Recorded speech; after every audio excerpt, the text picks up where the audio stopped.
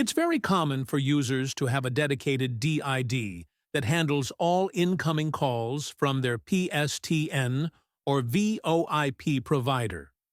In this video, we'll explore how incoming calls can be routed in HAPBX. But first, let's look at a quick way to configure incoming routes directly from the Extensions module. To begin, go to PBX, Extensions, Extensions, and select the extension you want to set up.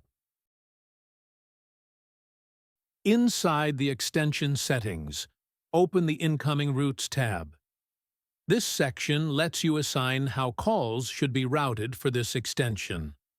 Setting up an incoming route here is simple.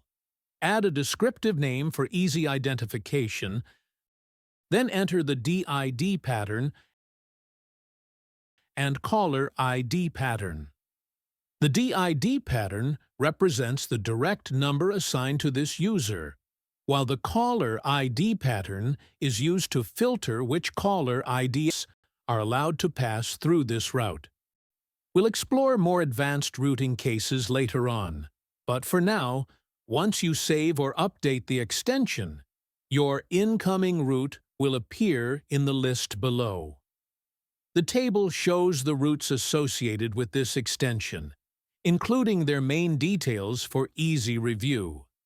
From here, you can use the Action button to jump directly to the Inbound Routes module, where you can further adjust or refine the route configuration.